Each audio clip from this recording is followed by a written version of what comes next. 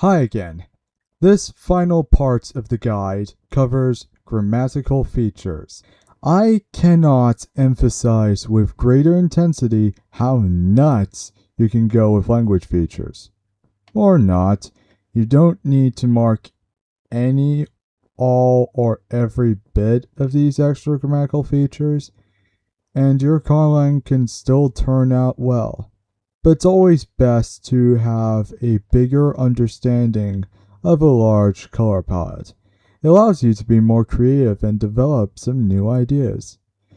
So now we've got that out of the way, let's get into every single grammatical feature you can include in your language and how they can be applied. This topic heavily intertwines with what we call morphology, though it should be known that morphology covers two different subjects. One is derivation, which is used to make new concepts and ideas or words, and the other is inflection, which marks something called grammatical categories. Grammatical categories are values words can take to convey extra meanings. They include stuff like plurals, moods, and tenses, and they can be communicated in different ways. You can either have them attached as suffixes or function as separate words. Affix morphology itself is separated into two categories. Concatenative is where the affixes don't affect the root word they latch onto, and non-concatenative is where the root word is changed by the morphology. The most famous example of a non-concatenative language is Arabic, where stem-free consonants can have different vowel infixes inserted in, which are used to convey plurals, derivation, and verb tenses. This isn't really necessary to know, but Conlangers love to describe their Conlangs, in my experience, by how much they use morphology in their language. To describe this better, I would like to introduce the term morpheme to define a root, grammatical, or lexical concept that forms together to make a word. If the average sentence contains words which are usually one morpheme each, the language is analytic. If it generally has multiple morphemes per word, we call that synthetic. Polysynthetic typology is where the average word contains a substantial amount of morphemes to the point where a sentence is practically just one or two words. We also split synthetic and polysynthetic languages into two categories by the degree of morphology they have. Agglutinative morphology involves morphemes marking only one grammatical category each.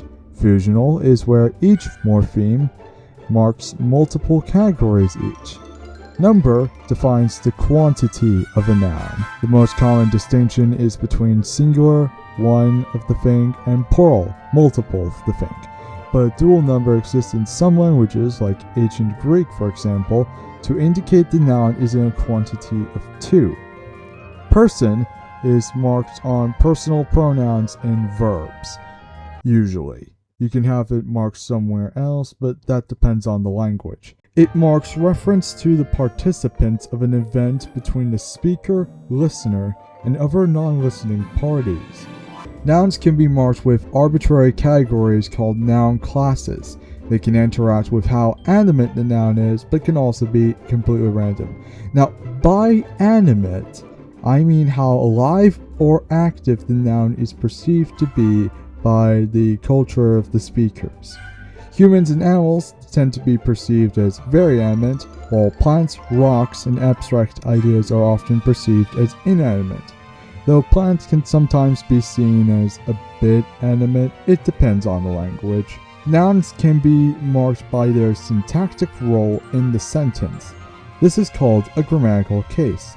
The cases that mark the subject and the object are called the nominative and accusative. The one that marks the possessor is called the genitive. Intransitive objects in the sentence are marked with the dative, and any other case, the instrumental, allative, locative, and ablative, and inessive, illative. They're practically just an apposition in disguise, really. Possession is a relationship between two nouns in which the referent, called the possessor, contains ownership of another noun. This can be marked on the possessor or the possessee, on nouns, and pronouns. Adjective agreement is used to mark which adjective is modifying which noun.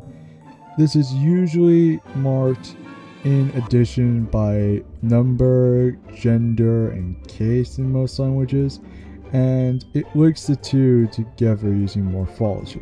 Degrees of comparison are used to compare entities by their descriptive value. These degrees include the positive, comparative, and superlative. They are marked on adjectives and adverbs. Numbers can be separated by ordinal and cardinal distinction. Cardinal numbers represent quantity, ordinal numbers represent sequential order. Fun fact, we call the entire set of morphology that a noun takes as a declension. For verbs, it is called conjugation. If there is a word that modifies the verb with a grammatical category, we call it an auxiliary verb because they are usually separate from adverbs, but they don't have to be. Transitivity is a property of verbs that refers to whether the action of the subject affects an object. If it doesn't, the verb is intransitive. Grammatical cases can be affected by transitivity. Ergative-absolutive alignment needs a transitive verb for the subject to be marked with the ergative. An intransitive subject and transitive object are marked with the absolutive. Verbs can take person and/or number marking to agree with one of the arguments in the clause. Usually it's the subject for European languages, which is classed as an external argument since it doesn't make up the predicate in traditional linguistics, but not in modern linguistics. It's a complicated subject. However, verbs can mark the object. They can also mark both, something which is called polypersonal agreement. When school taught you about the subject referring to the noun that does the action, they usually are referring to what is actually called the agent.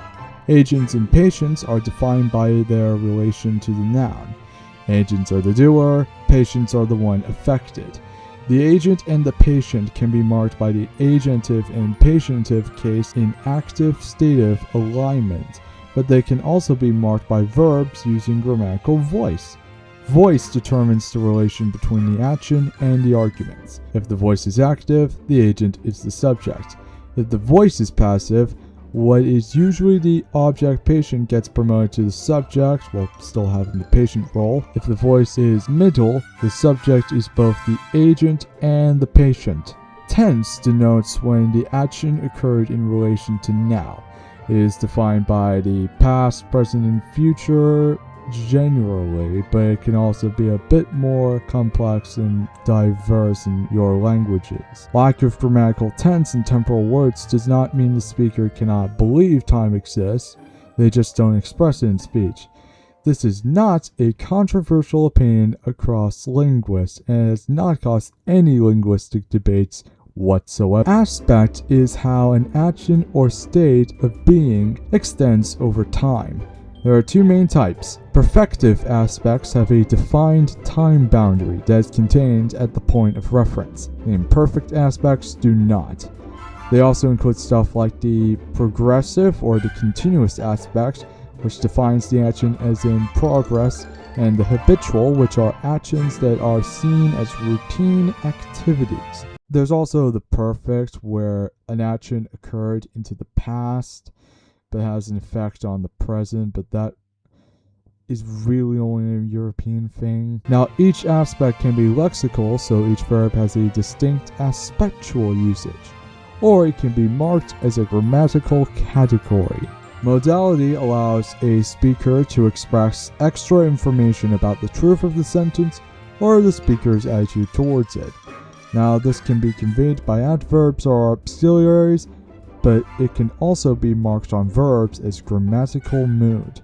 Moods come in all sorts of forms. Realis indicates truth or factualness in a statement. And irrealis indicates something is not actually the case, or a certain situation or action is not entirely known to have happened. Now, irrealis moods come in all sorts of flavors. You have the potential, which marks probable stuff, the subjunctive, which marks unlikely stuff and is mainly put on dependent clauses, the imperative, which marks the statement as a command, the interrogative, which marks question stuff, the optative, which marks wishes, the desiderative, or the desiderative, which marks wants, the conditional, which marks stuff that is conditional or on a condition, the jussive, which makes pleas and recommendations a part of the sentence, and the necessitive, which marks the action or state of being as necessary. No questions. Whereas modality was about attitudes and perspectives, evidentiality is about evidence. You can have this either as a grammatical particle, or a case, or a phrase, or both, or suffix. Evidentiality is split into two types. Direct evidentiality means you've witnessed the event, and indirect evidentiality means you didn't. And by indirect, that can be anything from reports to inference or assumptions. Take your pick. Non-finite verbs, from my understanding, don't actually have a fixed meaning. They change widely amongst different languages, but I like to use non-finite forms as a grammatical method to turn a verb into an adjective or a noun while still keeping its action or state of being like meaning. Verbal adjectives are usually made with participles. Verbal nouns are made with infinitives and or gerunds, or supines, whatever that means. That concludes the Conlang guide. See you next video, if I ever make one, for more information about how to make a good Conlang.